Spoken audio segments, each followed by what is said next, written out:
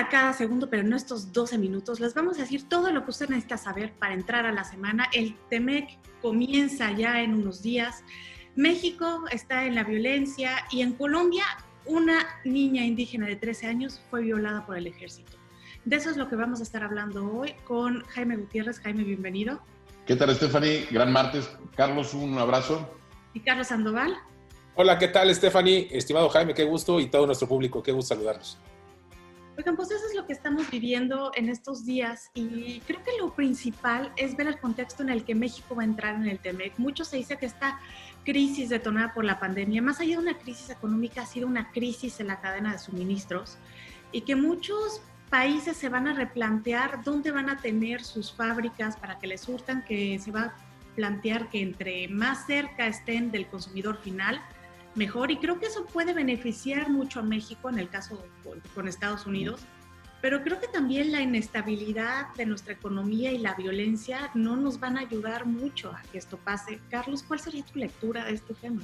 Mira, yo creo que es mi lectura son dos ideas. Uno, yo creo que puede ser muy positivo, y fíjate que me baso en un podcast que tú hiciste, Stephanie, sobre el tema de México, el nuevo China, que yo creo que tienes mucha razón, y yo creo que lo he comentado yo con mucha gente, y es una parte de mucho optimismo. Yo creo que esa parte sí la veo. Yo creo que como los empresarios americanos de alguna manera sí están preocupados en no tener sus instalaciones estratégicas fuera, o más bien fuera del continente, que les cueste trabajo llegar, y creo que estar en México es muy bueno, ¿no? Sin embargo, tuvimos el comentario del embajador americano que recomendaba a sus empresas que no se instalaran en México, que no invirtieran. Pues obviamente hay una doble lectura, ¿no?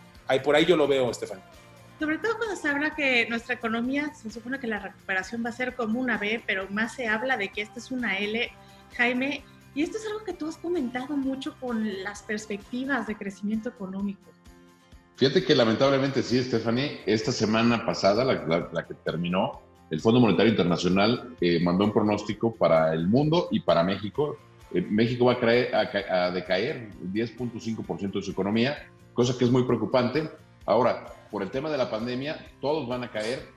Prácticamente el promedio que dice el Fondo Monetario es menos 4.9 en todo el mundo. Pero fíjate, lo hemos platicado también, estamos bajo la misma tormenta, pero no bajo el mismo barco.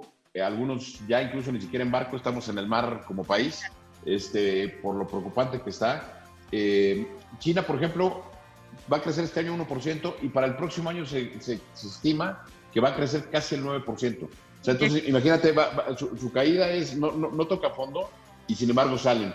Y países como lo acabas de decir, como México, o los países que de alguna forma han sido catalogados como países populistas, están sufriendo, ¿no? Está el caso de Gran Bretaña, el caso de Brasil, el caso de México, o en el caso de Estados Unidos, donde las caídas son más o menos similares y las reacciones son más o menos similares. Claro, y dentro de esto que platicas del populismo, creo que una característica muy notable es el sensacionalismo.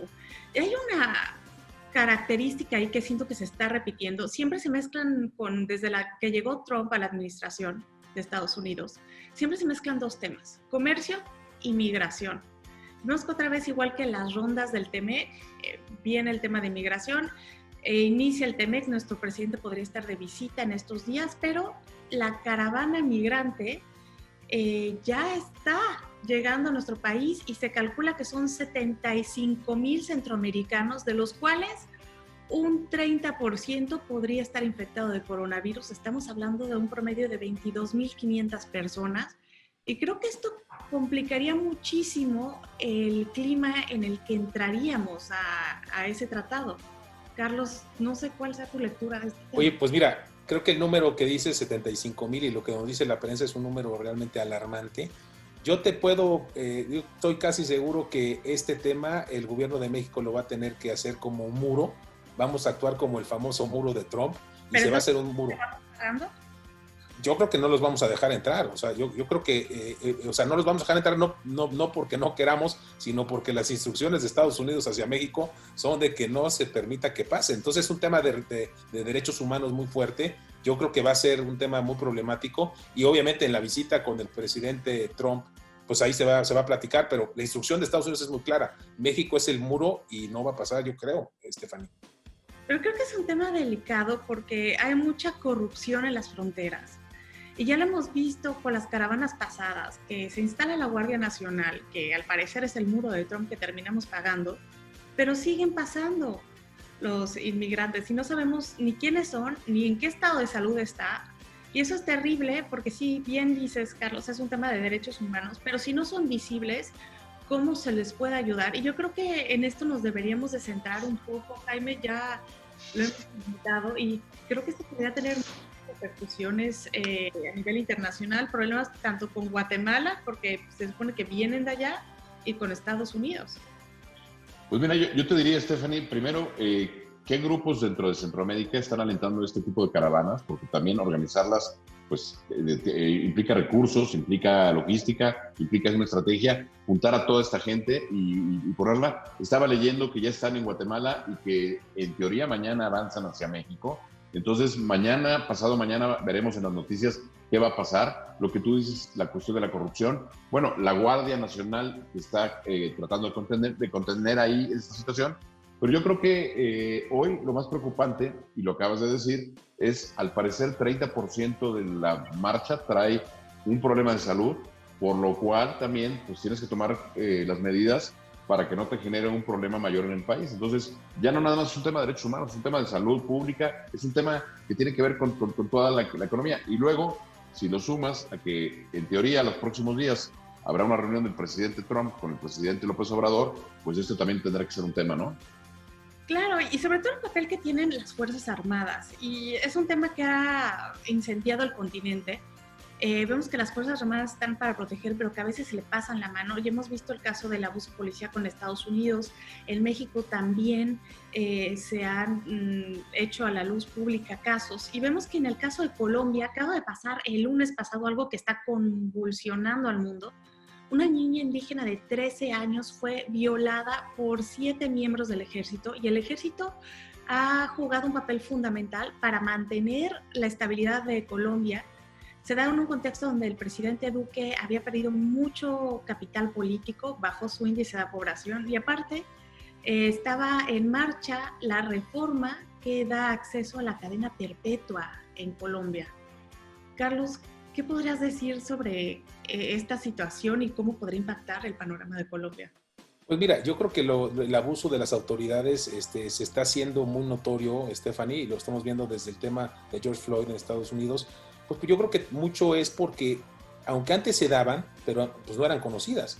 Ahora con todo el tema de las redes sociales, los dispositivos de grabación, pues en todo el mundo estamos viendo que hay este tema de abuso. Y yo creo que en el tema de Colombia, pues siempre Colombia no ha sido realmente un gran de mucho respeto con los derechos humanos. Lo hemos visto desde estas guerrillas de las FARC y los ataques hacia ellos, pues han sido muy fuertes, ¿no? Y bueno, obviamente el tema de la guerrilla es otro tema en particular, pero yo creo que está saliendo mucho a la luz precisamente por estas redes sociales y por una falta de supervisión, una falta pues realmente de atención de los ciudadanos hacia el tema, ¿no? Claro, y sobre todo porque hay esta controversia de que si fue abuso o fue violación. Y creo que, Jaime, esto podría convertirse tal vez en la George Floyd colombiana, de alguna manera. Pues mira, yo creo que está tan delicado el tema que podría ser, como tú bien señalas, Stephanie, el gobierno pasó una ley para hacer la cadena perpetua. Sin embargo, este tipo de acciones lo que generan es pues una sacudida social. Entonces, en una de esas, pues se genera, ¿no? Ahora, retomando un poco lo que Carlos decía, pues en Colombia se vio inmerso en una situación muy compleja en los 70s, 80s, en cuestiones de narcotráfico, hasta que llegó el presidente Álvaro Uribe y pues tuvo que poner orden, y al poner orden, pues también se generan ciertas cuestiones que hoy no tiene que ver eso con esta situación que es una barbarie, ¿no? Lamentablemente, pues es una situación pues, que conmueve a todo el mundo, ¿no? Entonces, Stephanie, pudiera este tema ser como una bandera y una señal que pudiera, como en Estados Unidos pasó, pues ahora ocurre en Colombia. Claro, definitivamente es un tema que va a dar mucho de qué hablar y creo que debemos de estar pendientes, pero ya será otro tema para los siguientes 12 minutos. Carlos, muchas gracias por haber estado hoy con nosotros. Stephanie, un gran gusto, como siempre, temas muy interesantes, nos apasiona este tema internacional y Jaime, muchísimas gracias y gracias a nuestro público. Jaime, muchísimas gracias. Querida Stephanie, muchas gracias a ti, muchas gracias, querido Carlos. De verdad, apasionantes 12 minutos. Nos vemos el próximo martes aquí en El Mundo en 12 Minutos.